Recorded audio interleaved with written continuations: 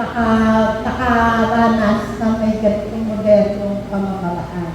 So, purihin ng Panginoon at nagkakalooban tayo ng mga kaparaanan para sa ating konbinyente, no? Anong araw, ito na naman ako, bago magsimula ang Edify, nandun kami sa traditional na kaparaanan. Ang magsasalita at mangunguna, tututok ang piano, may processional. Lahat ay tatayo, aawit ng papuri at galing sa inaryo. Lahat sa processional ay bawal kang umiti, bawal ka kumilos na talagang kilos sa masaya ka, lahat denumero. May dalawang upuan dito. Pag upo mo, naku, nakakaano dahil kasi makamapitang ng konti o kaya makakilos ka ng hindi ayos, ganyan. So, unti-unti, nakikita na yung mga kaparaanan. Nagkaroon na ng printed na program. Ang bawat isa may hawak na Xerox copy kung ano ang gagawin. Merong aawitin, merong susundan ng muna, at merong sabayang pagbigkas, parang speech choir. No? Yung mga sabayang pagbigkas na yon, lahat ay talagang obligado na basahin yun tayo na sabay-sabay. No? Pagkatapos ng sermon, recessional, tatayo din ang lahat, hanggang tumaawit ng papuri. Pagtayo, lalakad ng pahinggin, kasama yung pastor paglabas. Paglabasan na, ito na ang problema. Ang mga program, kakalat na dyan sa mga doors. Yan. May pinagkain ng candy, merong program, nakakalat, may paglilinis, pupulutin yung mga kalat na pinagkainan ng candy, at saka program, ganyan. Hanggang sa nagbago, unti-unti, salamat sa Panginoon, nawala na yung program. Na pinoproblema ako yung Xerox, minsan nag-umpisa na patakbo na Xerox. No? So, ang lahat ng bagay, may pagpapasalamat natin kasi may pagbabago. Ito, mayroong pagbabago para sa ikaayos at payapa ng bawat isa. Bakit hindi? Pag nag-alisan na tayo lahat, ang lahat ng mga program na naka-Xerox ay iniiwan lang kung saan nakalat. Na-imagine nyo yun? Nakakalat yung pinagkainan na candy, nakasiksik sa silya. No? Pero ngayon, alam nyo mga kapatid, nakakatuwa sa Panginoon, medyo disiplinado na tayo. Walang kalat. Nag-aalisan tayo, walang kalat. Tahimik na nakikinig. Wala na nagkukwentuhan. No, di ba? Wala na natutulog. Wala na inaantok. Bakit? It is God's grace na mayroon tayo nababago. Kahit konti, maliit. Merong dapat na pagbabago eh. Kasi when you are in Christ, you are a new creation. Pag walang nagbabago, what is the Word of God? As a new man. God's people. God's chosen. No? So, kumbaga, lahat ng bagay ay nagkakaroon na pag-aayos ng Panginoon. Lahat tayo naging estudyante. Lahat tayo naging estudyante. Ewan ko lang kung sa panahon na nila o sino pa ba, kapanahon na ni Sister Sena, kung mayroong guidance counselor sa school. Lahat tayo nakaranas ng guidance counselor, diba? Lahat tayo. Kung high school ako sa Caloocan High School, ang guidance guidance office doon, huwag kang dadaan. Nakakatakot. Sa guidance office, ang kanilang feature doon ng mga estudyante, ano ang feature ng guidance office? Punishment. Sino mga nadadala sa guidance office? Hindi dahil mabait ka, hindi dahil valedictorian ka, dadalhin ka sa guidance office, di ba? Ba't ka nadadala sa guidance office? Ay, mali kang ginawa. Nag-cutting class ka, nag-over the bank ka sa school, di ba? Meron kang away, ano pa? Meron kang hinakaw. So, lahat ay negatibo, kaya ka dinadala sa guidance office. So, si Mrs. Mendoza, alam ko hindi niya nabot yun. Sino nakaabot kay Mrs. Mendoza? Iniba niya ang program niya sa guidance and counseling. Ginawa niya sa mga estudyante, ang guidance office ay friendly, student-friendly. Ano ginawa niya? Nagkaroon siya ng peer group. No? So, yun yung picture ng guidance for punishment. Napaka ng guidance yun. Alam mo kung bakit? No, diba? Ay, ano yan nadala sa guidance kasi ganito, kasi ganito. Na-guidance ka na ba, Pastor? Opo. Dahil? Late. Oo. Sa amin, ang late ko na iniiwan talaga sa gate, no? So, kumbaga, kaya ka nag-guidance kasi meron kang mali. Something's wrong with what you have done and what did in you. No, parang ganoon. Kaya ang bata, ano nangyayari? Hindi ka na nalate, Pastor? Late pa rin. Sige ba? May nangyari, nung makarusahan, alam niyo yung mga estudyante noon na nadadala sa guidance at napapagalitan, lalo, the more, na nagiging rebelde. So, ang ginawa ngayon doon, ang guidance office ay naging student-friendly. Hanggang kay Lisa Leano, hanggang, hindi ko na alam ngayon kung sino, saan Malabon High School ba? Hindi. Sino Malabon High School? Hindi ko na alam kung sino guidance ngayon. So, anyway, lahat ng guidance counselors, ang kanilang objective ay to be friendly sa mga estudyante. No? Yun ngayon ang ating motibo. Ang mga teachers, dati, bawal, no? Dati, bawal sa estudyante ang pumasok ng walang assignment. Ay iwan ka sa labas kung wala ka assignment. So that's the way to discipline students. Hindi ka papasok ng classroom kung wala kang dalang project. Ngayon, pumasok ka, kahit walang assignment, pumasok ka, kahit wala kang project, bawal pagalitan ang estudyante. No? That is now how teachers discipline the students. Wala nang bawal. Alam nyo, nabalitaan ko pa ha, excuse me. Ang bakla, pwede pumasok sa school ng naka-skirt at naka-make up. Ang tomboy, pwede na makapantalon. See how lenient, no? Yung ruling sa school. Nagbabago.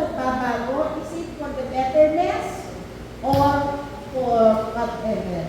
Okay? Tignan po natin yung video.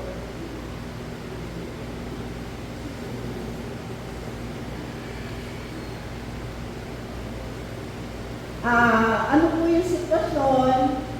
Ano po yung kalagayan ng dalawang nagko-correct doon sa babae na hindi pa siya maalam?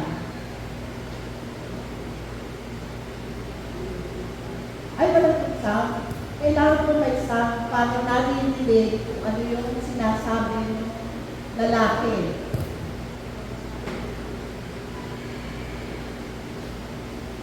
Okay. So, ang sitwasyon po dyan, yung lalaki, yung mama, tinuturuan niya yung lady driver kung paano mag-park. Pero, paano yung paraan niya kung paano siya magturo? Nakikita niyo yung sitwasyon? Naging acceptable mo ba yung guidance ng lalaki doon sa babae? Okay. Tapos, ito po yung sumunod na senaryo. Yung babae sa kotseng itim. Nagsuggest siya, natuturuan niya yung lady driver kung paano siya magpapark at papasok ng maayos doon sa space na para sa kanya. Mirror of the car next to you. Stop. Turn the steering wheel full to the right. Drive backward. Back off. Stop. Why are you so stupid? I've been teaching you all day, and you can't even learn to side park. Get out of here. Then do it yourself. I can do it myself. My gosh, this man goes too far. Hey, lady, don't be angry. I will tell you how to do it. Can I do it? Trust me, please drive the car out first. Okay. What should I do? Drive forward along the parking space line. When the rear view mirror aligns with the rear view mirror of the car next to you, stop. Turn the steering wheel full to the right. Drive backward. Look in the left rear view mirror at this time. Can you see all the lights of the car behind you? I saw it. Okay, straighten the steering wheel. Keep driving backwards. Back off. When you see the left rear wheel is about to touch the parking space line, stop. Turn the steering wheel full to the left. Drive backwards. Back off. Good. The car can enter the parking space smoothly. Straighten the steering wheel. Ooh. Have you learned it? I got it. How should I thank you? It's okay. Just follow me. Okay. Naintindihan nyo? Nakuha po ninyo, dalawa yung karakter na nagtuturo eh. Pero ano yung paraan? Yung pagtuturo ng lalaki doon sa lady driver. Diba? Meron pang bad mouth. Pero yung babae na nasa itim na kotse, paano niya tinuruan? Kaya hindi siya umalis sa kotse.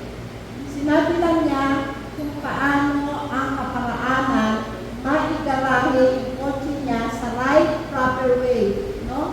Nagkasya ba siya? Naigarahe pa ng maayos. Nagkaroon ba ng pagkakagalit?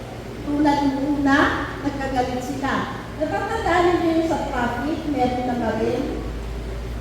No? Sa traffic, meron na ba rin? Dahil sa galit. So, yung pagbibigay ng guidance, it depends on how you will accept. Kasi may dalawang kaparaanan na ang pagtanggap na pag-guide sa'yo ay depende sa tao na mag-guide sa'yo. Tulad ng napanood natin, tama naman yung sinabi eh. The same as what he said by the lady driver. Pero ano nangyari? Dinaan niya sa galit. Dinaan niya sa pagbabad mouth. Diba? So, syempre, anong magiging response? Galit din. Anong magiging reaction? Galit din. Natuto ba? Hindi. Pero doon sa lady driver na nagturo ng maayos, mahinahon, at isa-isa, clear ba? Very clear doon sa lady driver kung ano ang dapat gawin. Ano nangyari? Nagkaroon ng kaayusan. At nagkaroon na safety parking. No? Minsan po tayo mga nanay, yung ipinakita ng babae how she direct the lady driver on right parking, it is in her way of telling the instruction. Minsan tayo mga nanay, pag medyo pagod, Meron tayong inuutos sa anak. Hanapin mo nga yung bagay na yun. Pag yun, hindi mo nakita, makikita mo. Clear ba yun? Ano sa palagay mo ang iisip? Naman may pinapahanap eh. Tapos pag hindi ko nakita, makikita ko. So, dapat nakakasyan ano yung salita natin minsan, diba? Na kumbaga nasasabi natin, pero hindi clear yung ating instruction. So, saan naging masaya yung babae sa kanyang pagtama ng right part niya? Tignan po natin yung Psalms 34:12. Napakasimple, napakasimpleng salita, pero lahat tayo ay nagnanasa ng ganito buhay. Ano yun? Buhay masaya at mahabang buhay. Sabi, di ba ito gusto inyong maranasan? Lahat tayo, di ba gusto natin yan eh. Masayang buhay at mahabang buhay. Pati ang Panginoon Jesus, gusto yan para sa atin eh. Buhay na kasiya-siya. Paano ang buhay na kasiya-siya? Masaya at mahaba. Minsan, kausap mo ngayon, bukas magbibigla ka, wala na, hindi mo alam bakit. Kaharap mo ngayon, ilang araw, hindi na. So, napakasarap ng buhay na along ng Panginoon. Ito mga awit na to, sabi niya sa 34:12, talagang lahat tayo ay gusto ng ganitong buhay, masaya at mahabang buhay. Bakit hindi eh? Pag ang bagay na nangyari ay hindi natin nagustuhan, mayroong friction. Mayroong friction. Ano yung friction? Nagkakaroon na ng pag-aalitan. Nagkakaroon ng pagkakagalit. So, alam ko na tayong lahat ay nag-aasam at tulad na pinangako ng Diyos na siya'y naparito dahil sa ating lahat para sa buhay na kasiya-siya. Alam ko, gusto niyo, di ba? Sabihin nga sa kanino, magandang buhay. Magandang buhay sa inyong lahat. Magandang buhay. Salamat sa Panginoon. Sa video na ating nakita, ang dalawang tao na yon, pareho ang kanilang goal. Makatulong din yung isa. Mag-guide at mag-guide din siya. No? At yung isa ay para siya ay magkaroon ng kaalaman. Okay, next natin, yung picture ng stages ng buhay. So, yung stages ng buhay, meron diyang infanthood, toddler, childhood, late childhood, adolescent, adult, at old age, seniors. Itong human stages ay mahalaga sa bawat isa po sa atin. Kasi, yung i-guide mo ay depende sa kanilang edad. Paano natin kinakausap ang baby? Pagbuhat niya, yung baby, kakausapin ko ba? Yung pang-baby na yun, kakausapin ko hanggang buhat niya? Hindi, diba? Ang span of sight ng baby ay 10 inches at most. 6 inches. Kaya mga baby, kung kausapin natin, diba? Ganyan lang ang layo. Pero hanggang tumalaki siya, lumalayo yung span niya ng listening. Tingnan niyo pag tumanda na, hindi niyo na siya pwede kausapin ng malayo. Palapit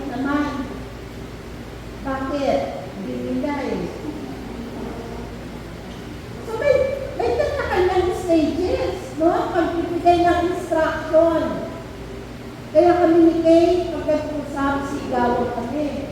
Sabi ko, Kay, yun lang ang sabi kasi mamaya kala mo kapitbahay, nag-aaway tayo. Mami, hindi ko naman marinig, paano hindi ako sisigaw? Matawag si Sister Sena. Matawag siya, sinusundo ako. Akala ko sinasabi ni Kay, saan ang Bible study? Kaya layo at ko kaya Sister Lenny.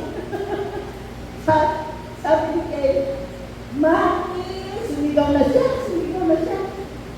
Miss, Sister Sena, nasa gate. Pababa na ako. See? Yung stages ng giving instruction ay hindi magkakapareho. Ang bata, halimbawa natin kay Tia at kay Kirby. Instructions and directions should be different from Kirby and Tia. Hindi po pwede. Magkaiba sila ng stages eh.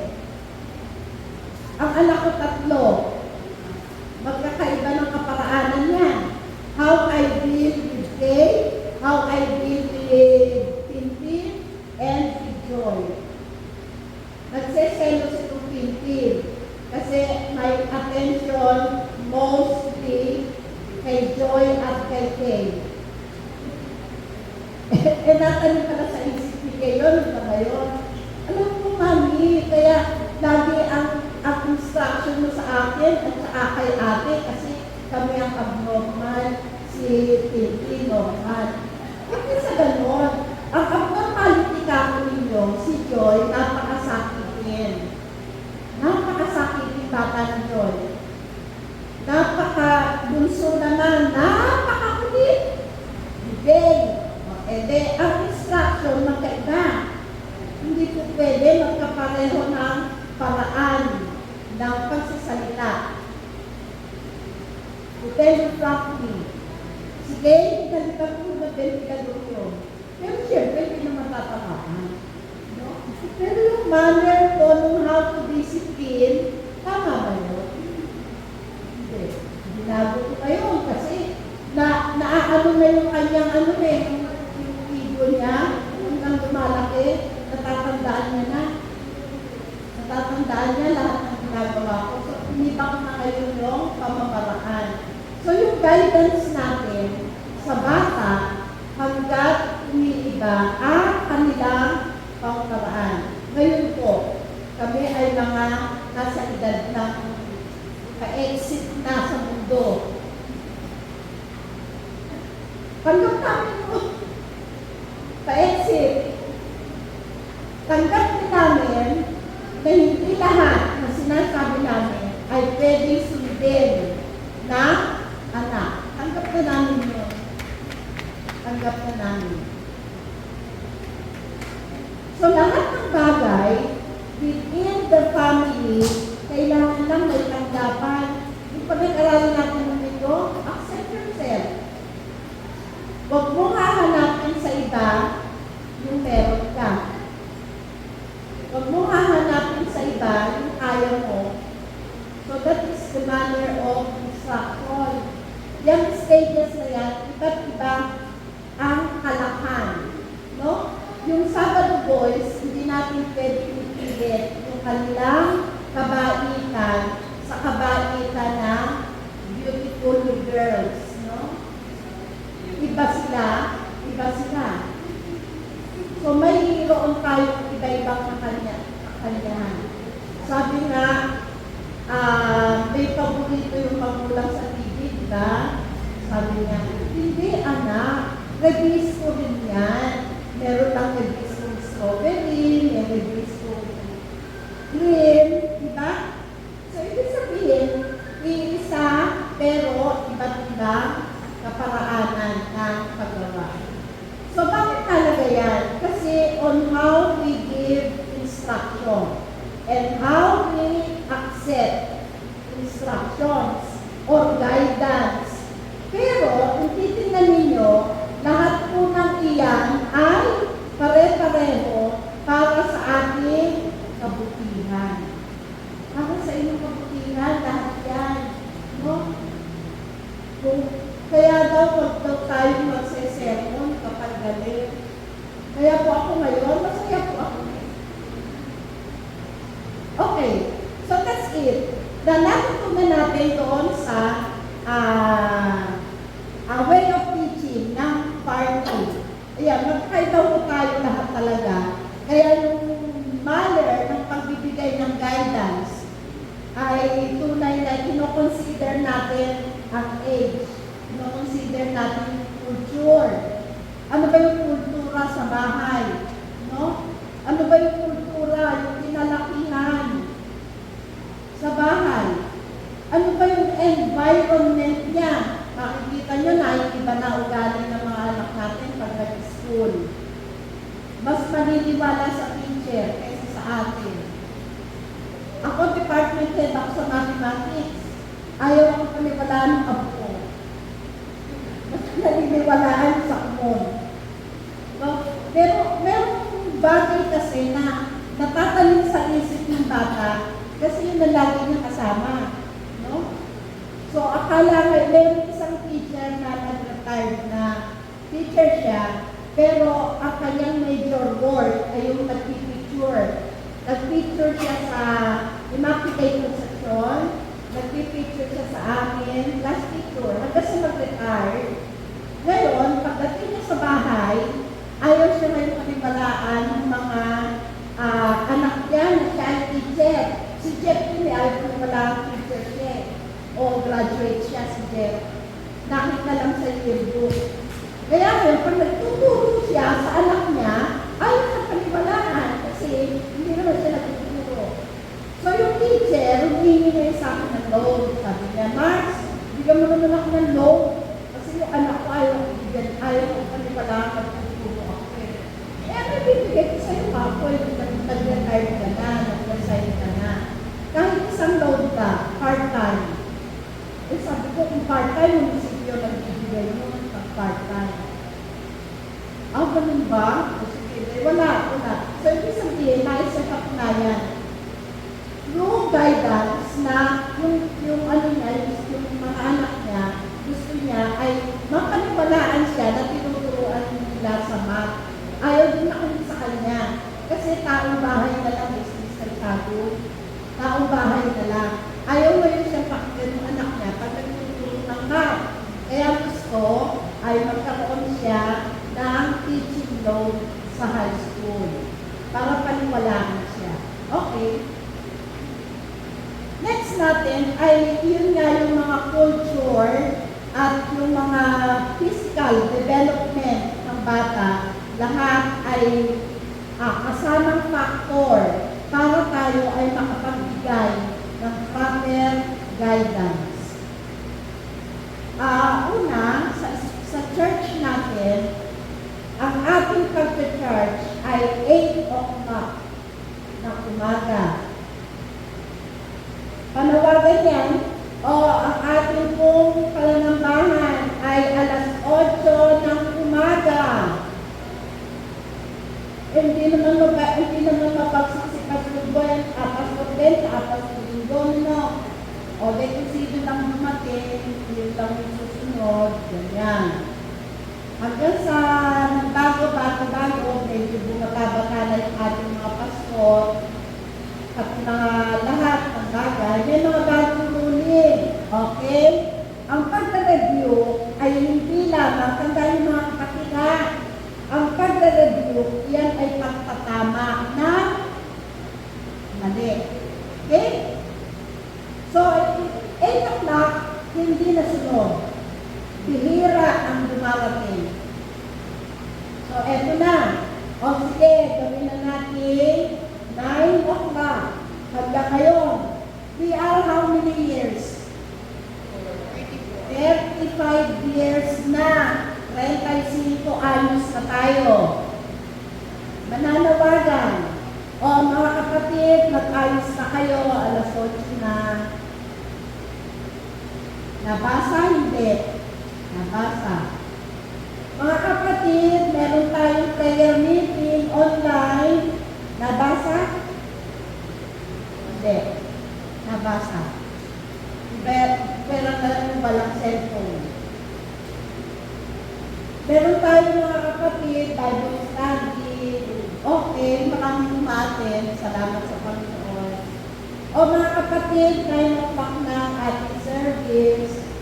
Ang 9 o'clock, hindi po yung oras ng gising. Yun po yung oras ng papunta nito. That is rebuke. And that is guidance. And that is instruction. From whom? From the pastors. From the leaders who plan how shall we be organized.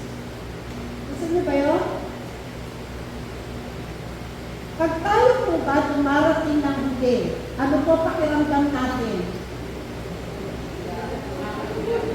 Pag tayo po may panonoodin na TV show o pelikula, gusto niyo ba yung matatapos na? Gusto niyo ba yung nasa gitna? O gusto niyo yung nahandong kayo pagsimula pa lang? Gusto niyo buo diba? Okay. So ito ay rebuking. Paano niyo ito tinatanggap? Orderliness ba to? O dahil ba gusto lang ng pastor? Hindi Kaya ito ay testimony natin sa labas. Testimony natin ito Yung pagpunta natin sa church, testimony natin ito. Once a week, nagbibigay tayo ng oras sa Panginoon. Na nagbibigay ng oras sa atin. Na nagbibigay ng ating pagkain sa araw-araw. Na nagbibigay sa atin ng magandang kagayahan. No? Ito po ay talagang sermon. Hindi ito seminar. Sermon talaga. Kasi bakit po? Ang topic natin ay yung acceptance. Paano mo tatanggapin? Paano mo ito isasabuhay? Paano mo ipapamuhay? Ang lahat ng lessons ng salita ng Diyos, nakahayag. Pero yung pinipilit ka niya, hindi.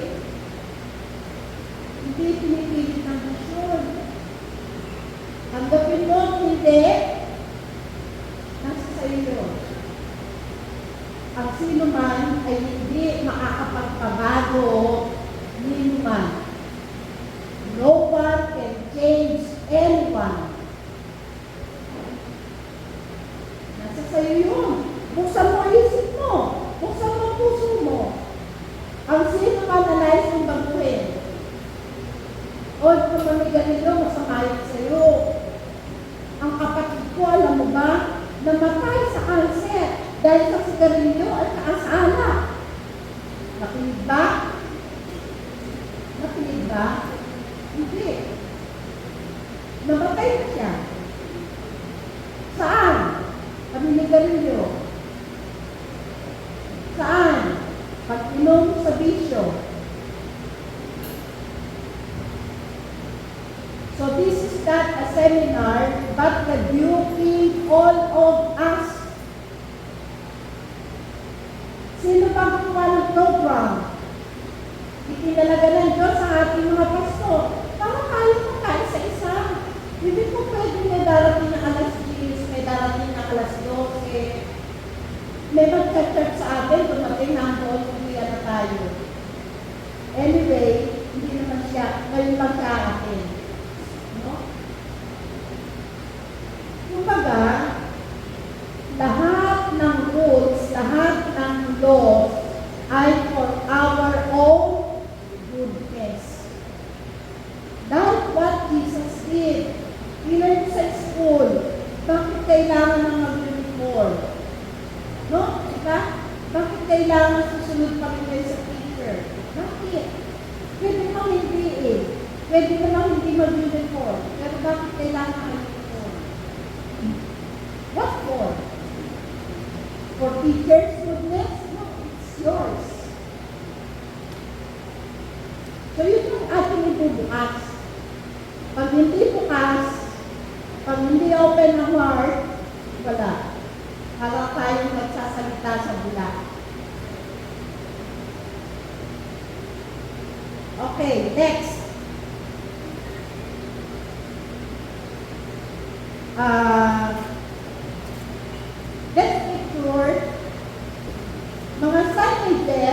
tayo po ay pamilya. Inamit na natin yung mga rules na yan. Pamilya kayo dyan. Meron, dati hindi naintindihan yung TEDS, yung PC. Ano ba yung PC? Pedestrian crossing. PC. X-I-N-G-P. X-I-N-G. Yun ang makikita nyo. Wala yung dalawang bata na tumatawid. Nakikita nyo lang PC. Pag hindi mo naintindihan, wala. Baka nasa kasama ka. Sa may MC, no, diba? Meron nakalagay, bawal tumawid. Is it friendly to all? Hindi. Paano kami masasaktan tuhod? Aakyat pa kami dun sa pagkataas-taas na bago makatawid? Diba? So, hindi friendly ang rule. Then nakalagay, nakamamatay pag tumawid. Pero may tumapawid pa rin. Ako hindi ako tumapawid dun sa footbridge. Minsan, tatawagin ko yung traffic enforcer, tatawagin ko yung, pakitawid mo naman po ako, hindi ako pwede sa pagka. Ano ka nanay? Tatawid ako. May dala akong support. Ay, mamaya ka na ako pinihend ako. Tutawa kay Pilipino. So, kumbaga, nakalagay dyan, mayroong priority seat. Ayun, no? For disabled at for senior, priority seat. Eto na. Ang mga nakaupo bata, may sasakay na matanda, magtutulog-tulugan. Para hindi makaupo yung senior. Ako, pinapatan ko yung isang teenager. Pinapatan ko, kung si Sister Alma stage, tumayo. Ako hindi. Nagpapangayon ako kunyari. Aba, hindi pa rin kumakayo yung bata. Ganun nga, sa senior seat. Hindi lang video ko eh. Nagpapakulay lang ako kaya hindi ako medyo makasino. So, kumbaga, nagagawin na ako. Umaganyan na ako para pausin ako. May oras na ba ako? So, kumbaga, makikita nyo, kahit anong ilagay na batas, depende sa tao na susunod. Diba? Kaya kung hindi nagtatapang-tapangan ako kung mabigat sa MC eh. Kasi hindi ko kaya kumakya. So, not all the rules, not all the law is applicable to all. Kaya kung kailangan din natin yung human stages, yan ang footbridge na yan. Sino gumagamit niya? Yung gusto na mag-exercise, matakbo dun sa taas. Pero karamihan na tumapawid, wala ka nakikita doon sino. So, it is not good for all. Kaya stages, whatever rule and laws make, it should be considered. Yung human stages, titignan din natin. So, kahit saan, pamilyar tayo dyan sa mga signages na yan. Bakit ba ginawa yan? For our number 1. Tignan nga po natin yung Proverbs 19:20. Dati nakukonsensya ang Kristiyano pag walang Bible na dala. Sasabihin ni Pastor Ben, Pastor, happy birthday, Pastor Ben. Sino ang may dalang Bible? Yan, matataas ang kamay ng Pastor Ben. Lahat, no? May dalay, ilan lang ang wala. Ngayon, sino po may Bible? Itataas na cellphone. Yung pa cellphone may Bible, no? Bible wala. Very convenient. Tingnan yung ginagawa ng Diyos. Nakikita nyo ba yun? Yung convenience, gano'ng kahalaga yung cellphone? Nilagyan ng Diyos ng Bible. Para ma-alert kayo na yung salita ng Diyos can be written everywhere, anywhere. Nababasa niyo ba yung Bible sa cellphone? O meron kayo bang naka-install na Bible sa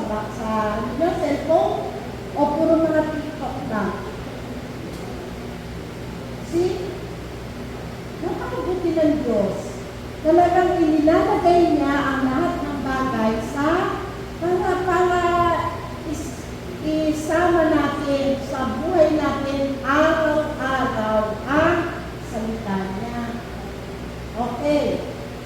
So, ano sabi dito? Para ma-accept ang guidance, tingin mo. Ano yung sabihin ng tingin? Pakinggan. Pero, hindi lamang mapakinggan ngayon, tapos na, uuwi na. O, sa linggo, mga kapatid, 9 o'clock ang service. Paglabas dyan, nakalimutan na 9 o'clock, darating na alas 10. Darating na alas 11. Pinatanghali ko na kasi wala nang gabi. Pero yung time. Ano nakalitaan mo yung awitin? Ginagamit ng Diyos ang worship team para yung kaluluwa natin makapag-uwi sa Panginoon. O pag-uwi nyo na dito ng late, kamusta kaluluwa nyo? Pag-ibisig na, walang buhay. No? Pag-sermon na, inaantok na, kasi pag-ibisig. Pero pag umaga, ay, gising ka na, kinis ka na, 8 o'clock. 9 o'clock, ready na, okay, lakad na, darating, worship na. Diba? Kasi nag-iintayan tayo eh. Sa prayer meet, sa devotion, ang unang nakasama dyan, si Nanay Pichi, natatandaan nyo kayo, matandaan si Nanay Pichi.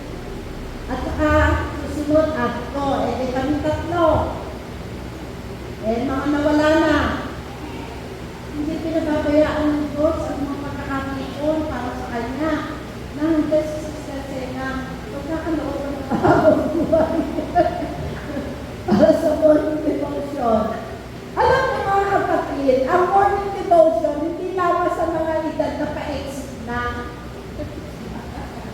Ang morning devotion ay para sa lahat. Salamat kay Sister Pia. Nakalit sa batang-bata, nakakalahog siya sa aming mga lola. So, bakit po sa lahat po, you are all welcome. Diba? Kaya hindi po ito para lang sa mga katandaan ang prayer devotion. Para po sa lahat po, gawain mo ito sa Panginoon. No? Gadyok ito yan. So, sabi doon, hingin at sundin ang bayan sa iyo pagdating ng araw, pakikinatakan mo. Amen? Hindi na ngayon, hanggang bukas. Di ba, Sister Monet? O, nakita mo na ngayon, yung pakinabang sa'yo. Hindi lang guwapo. Pinagpala. Di ba?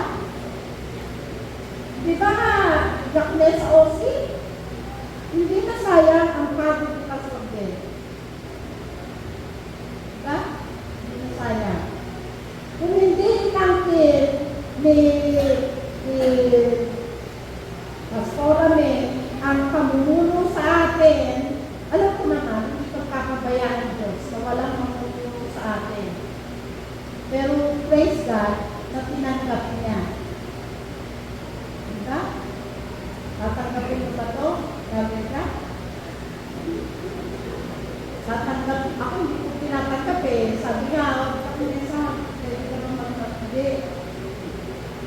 Okay na ako doon sa malaya.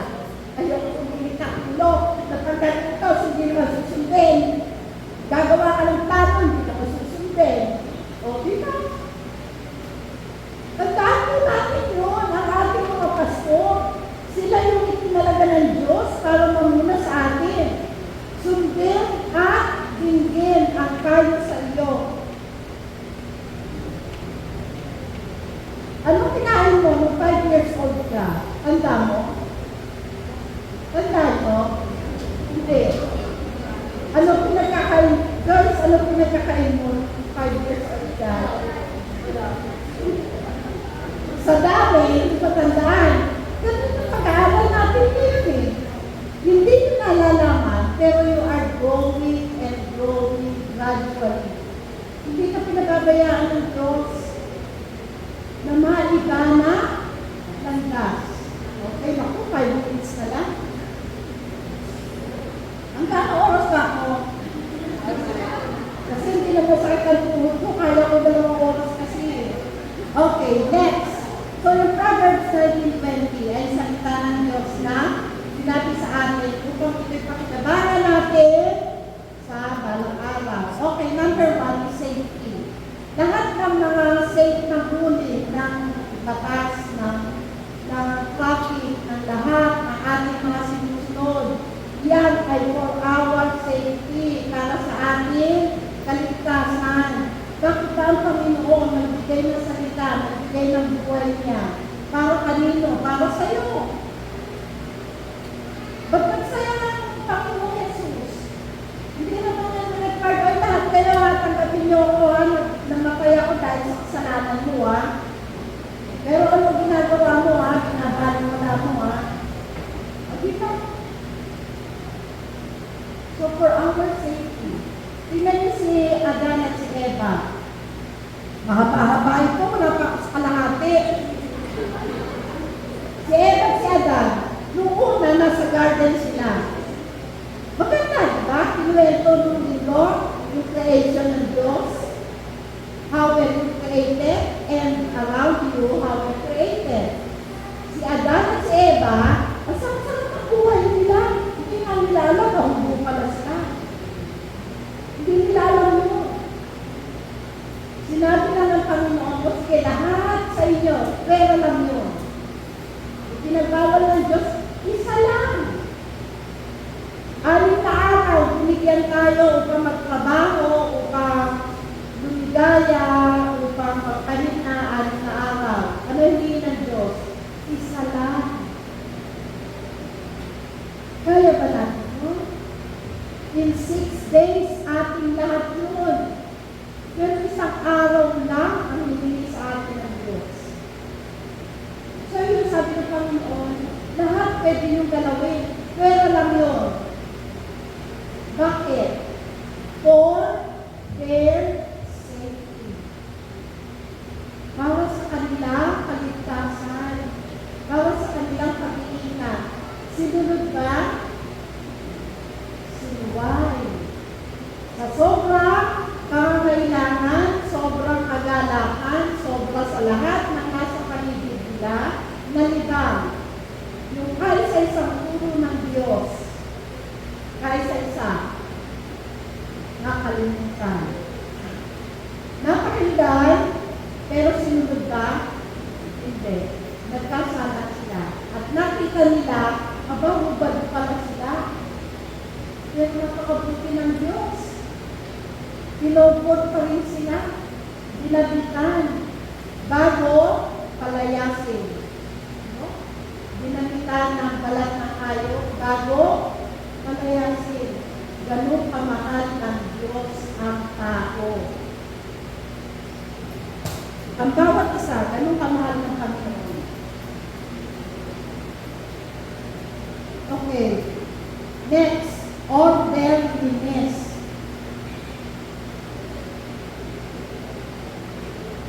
Pag tinatanggap natin ang anumang ruling, anumang guidance, anumang dadaanan, kailangan ito ay natutuon sa pagsasaayos. No? Diba? Pagsasaayos. Kaya meron mga traffic rules. Kaya may mga traffic laws para ang tao ay hindi kung saan-saan gumagarahin, hindi kung saan-saan gumatawid, hindi kung saan-saan gumadaan. Dati, dyan sa General Luna, alam niyo ba yung General Luna? Alam niyo? Ay, hindi. Yung dito paglabas na kasinto, General Luna yan.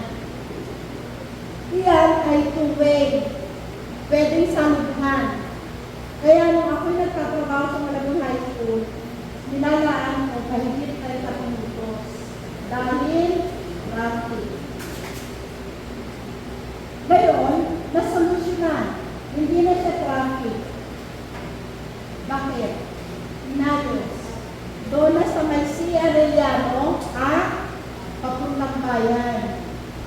Ang paluwas sa may C. Arellano na. Dito sa General Luna papasok na.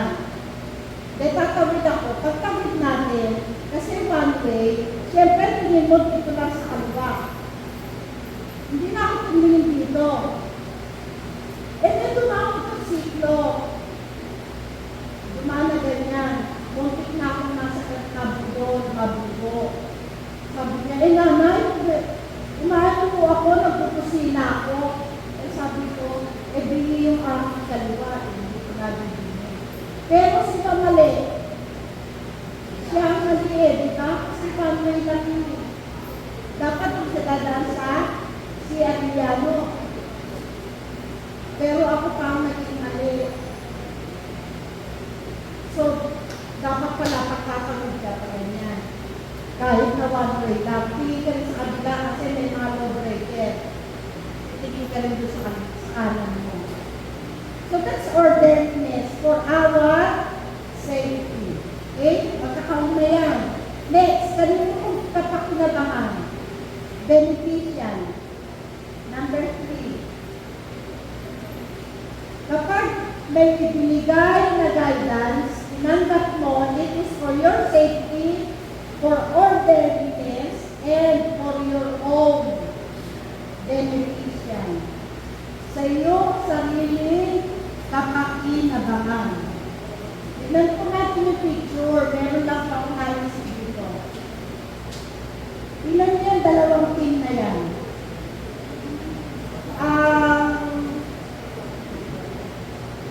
Hindi pala ang kalaban yan eh. Signal yata yan. At saka, Greenland. Ha? Ay, hindi ko kumuto yan. Yung signal, nananalo na sila. Nananalo na sila yung signal. Yung green line ay mababa yung score nila. Pero tingnan nyo, yung coach ng signal, hindi siya tumitigil ng pagka-guide doon sa player. Lalo na si Coach Sherwin, hindi tumitigil na pag-direct, pag-coach. Sila kasi nakakakita kung ano mali ng player. No? So, kahit sila ay nasa court o nasa paglalaro, hindi rin sila tinitigilan ng coach nila. Lagi silang may guidance. Kahit sila nasa field. So, makikita nyo kung paano na ang player ay tinuturuan sa anumang kaparaanan. Pero nag-training na yan, nag-training na.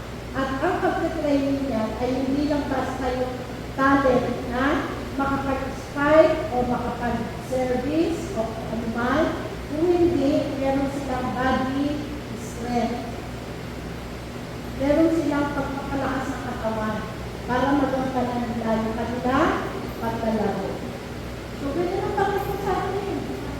Hanggang tayo ay buhay, hindi siya tumitigil na pag-guide sa atin ng pagtuturo sa atin. Hindi siya tumitigil. Kaya yung Bible, hindi yan nasa saray. Lagi siya bukas upang ating mabasa. At hindi required, ha? Hindi ka nire-required na araw-araw basahin mo yan. Mamimili tayo ng oras. Kailan lang pwede, Lord? No? Ano lang ba ating ko, Lord? Maisipan ko na. See how they keep. Okay, next.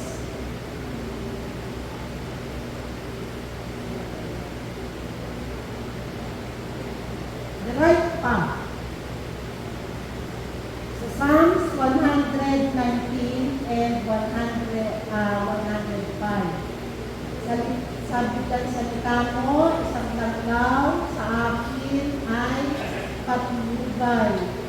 Sa landas kong daraanan, liwanag na tumatanglaw.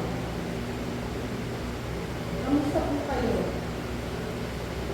Ito po ba ay makatotohanan sa atin na tumanggap kay Kristo bilang ating tagapagligtas? Ito po bang salitang ito na talagang magiging tanglaw natin ay ay nagiging malinaw na daan para sa ating tutunguhin. So your word is the lamp unto my feet. Next, Proverbs 3:5-6. Kay Yahweh ka magtiwala. Kay Yahweh ka magtiwala. Gaano ang ating pagtitiwala sa Panginoon? Buong puso ba? Lubusan. Huwag kang manangan sa sarili mong kamulungan. Sa lahat ng iyong gawain, siya ay alalahanin upang ika'y patnubayan sa iyong kakahaki. Natatandaan pa ba yung diniscuss ni Brother Tim about grace and blessing?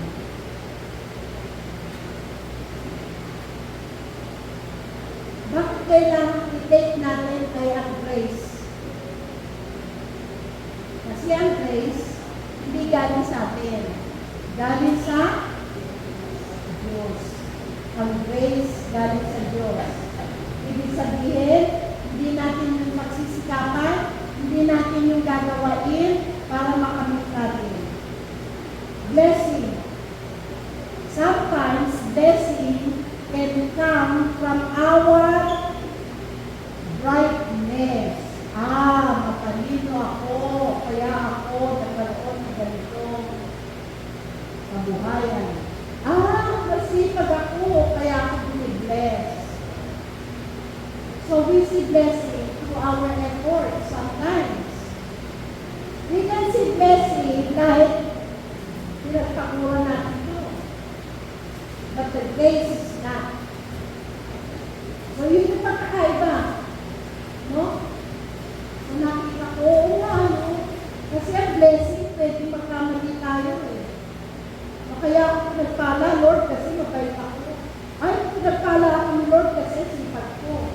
Ay, pinagpala ako ni Lord kasi matalino ako. Pero grace, wala akong maitag na malaki. Bigay yun. Hindi ka makakapamili kasi bigay yun.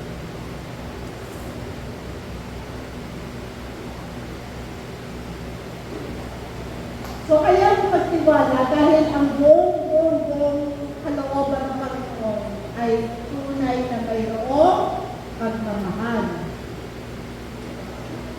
Okay, next. Ang sabi doon ay ang impossibility to, possibility. Pero na po bang nangyari sa inyo ganyan? Ang imposible na yung naging posible. Meron po ba? Tignan po natin yung inutos ng Diyos kay Yahweh. Ay, kay Noe. Iniisip ni Noe na yung inutos ng Diyos ay imposible gawin. Di ba? Imposible. Gumawa ka ng barko, arko sa tuktok na bundok. Pero binigay ng Panginoon ng instruction, yung proper guidance, binigay ng Diyos. So, nagtiwala sila at sumunod. Nakinig at sumunod. Kaya, kailan nila nakita yung kapakinabangan ng kanilang pagsunod? Kailan nila nakita? Nung sila ay sumunod na at nakatapos. Anak, mag-aral ka mabuti, anak.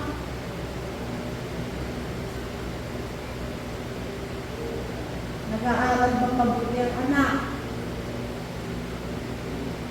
Kailan nakikita na ang anak ay sumunod? Pag ito'y graduate na. Kailan nakikita na ang anak ay sumunod sa magulang? Huwag kang sumagot ng kabalang-balangan.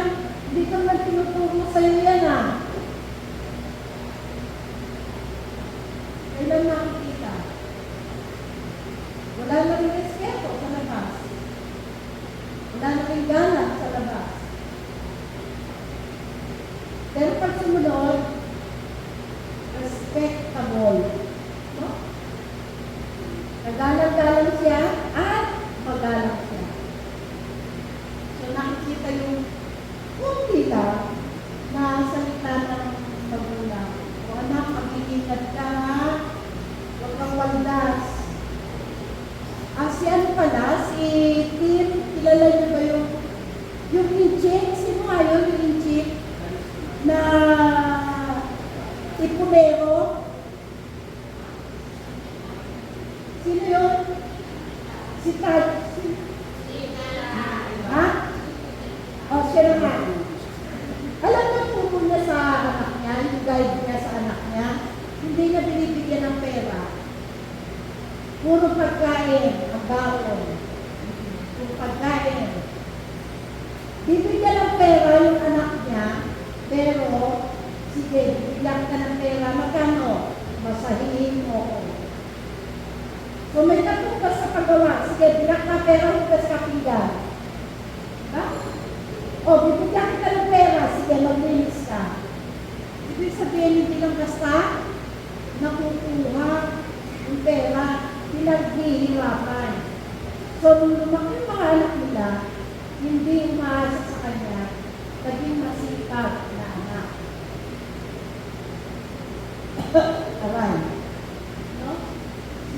Nakita po niyo yung aming tatlong anak. Salamat sa Diyos sa pagbuso akong anak. Kung hindi, wala akong kasama sa bahay. Ako ang mag-isa.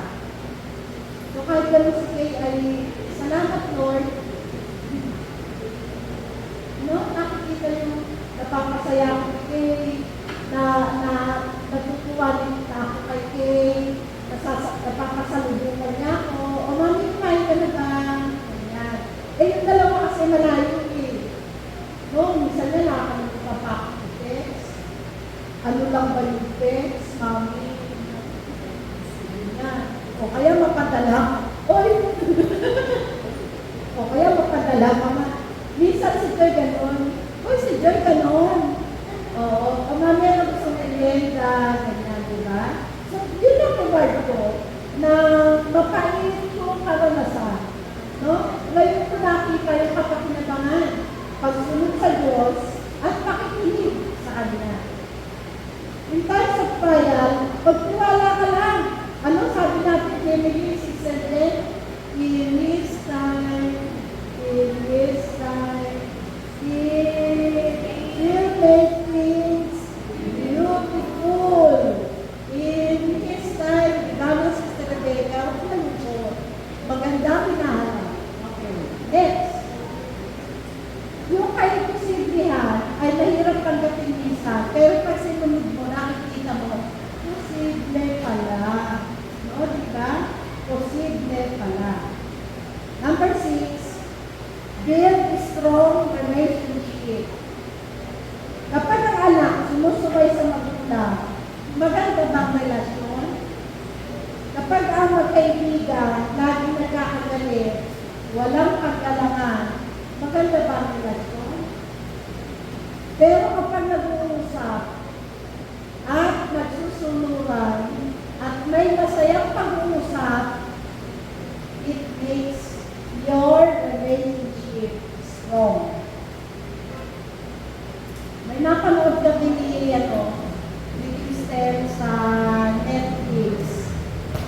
Yung bilang babae ay nag-post siya kung ano pipiliin ng audience, divorce or not divorce. Nagkwento yung mag-asawa, ikaw, yung mga anak ako, wala ka. Ang hirap-hirap ng mama na ko, hindi ka, wala ka, ganito. Then naiyak pa yung lalaki kasi narinig niya na hirap pala sa para ng babae. So, ang boto ng audience, divorce. Ang sabi ng host, enough is honest communication. Bakit? Naging honest yung babae doon sa nararamdaman niya. Hindi niya kiningkid. Hindi siya basta umiyak na. Nagsalita siya. Nahirapan siya. So, naiyak yung lalaki kasi nalaman niya ganun pala ang nangyari. So, sabi ng host na babae, divorce is not advisable. Bakit? Kasi naging honest eh. Yun man lang ay gamit na couple para sila ay wag mag-divorce. Yung honesty. Naipaliwanag, some audience ang pinili na divorce. So what? Ibig sabihin, merong pagkakausap, merong pagkakaunawaan, merong usapan, no? Merong honesty in their thoughts. So it builds a strong relationship. So magkaibigan, hindi pwedeng take and take ka lang. Ikaw lang ang nag-go out. Hindi porket mag-best friend kayo, ikaw lang ang mag-go out. Diba? Kailangan, give and take. No? Hindi ko pwede na ikaw lang. Hindi pwede ikaw lang. So sa atin ay tingnan natin, kami kayo kapag mabuti ka akong kasama, sumagot ba? Ano sagot? Mabuti ka akong kasama sa mga kapatid. Sa mag-ina, meron bang pag-ina ng magkakapatid? O sa magkapatid o magkakabigan, mabuti ba akong kasama? Minsan katanong din natin sa mga natin ng iba. Okay. Last.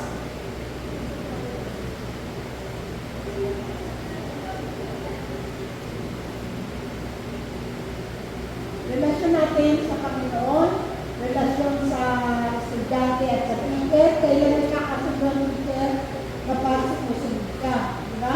Nakikinig ka, sumusunod ka. Relasyon sa Panginoon, walang ginusto ang Diyos, hindi ang kabutihan natin. Paano inutusan ng Diyos si Eva at si Adan? May pagmamahal, may malasakit, concern. So, kapag naiisip natin yun sa puso natin at sa ating sariling kalooban, makikita natin yung sagot ng Panginoon sa ating mga prayers. At ito ang magkakatibay, ito ang magbibigay ng tiwala natin sa Panginoon kasi we communicate always with the Lord through His Word, no? Through the Bible. Okay. The last entry is beautiful life. Magandang buhay. From 1 to 6, it leads to beautiful life. Lahat ng yan, safety, orderliness, lahat ng yan, tamang daan, yan ay para sa ating magandang buhay at magandang kinabukasan.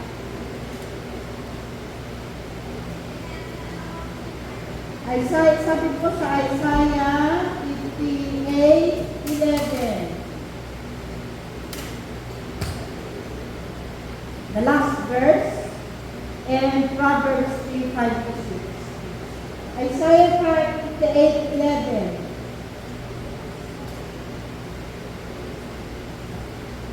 Ito ay nagpapaalala sa ating lumina kung ano yung pangako ng Diyos sa atin. Nagpapaalala palagi upang yung kanyang the joy of our salvation ay hindi natin makalimutan. Yung joy of salvation, yung pag-ibig na naranasan natin, una. Natin, tanggapin ang ating Panginoon. Okay, so andyan na po, Isaiah 58:11. Sabi, patuloy kayo, papatnubayan ni Yahweh at ibibigay ang pangangailangan sa gitna ng disyerto. Palalakasin niyo muli ang inyong buto at magiging tulad kayo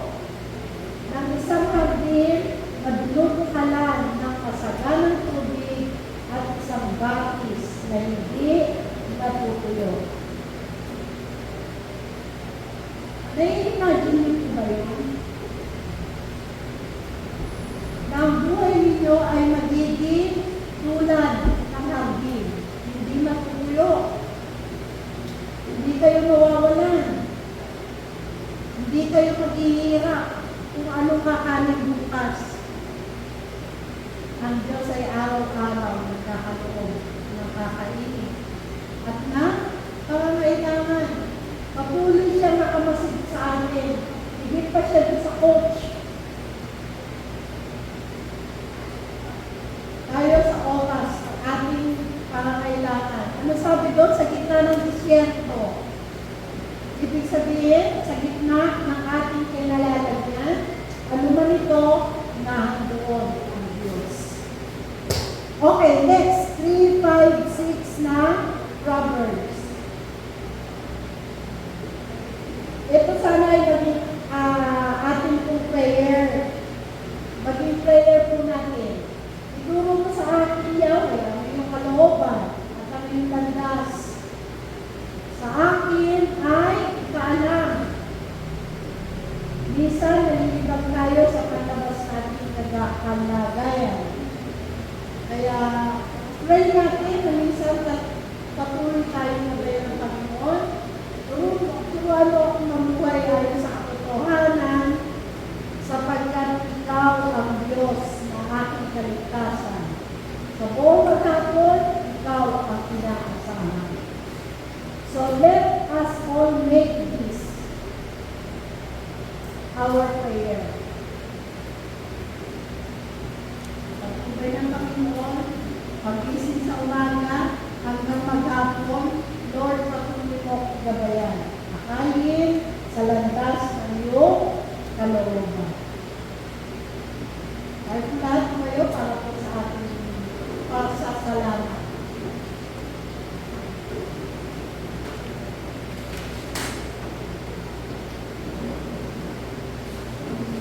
Lord, salamat po sa aming pakikinig.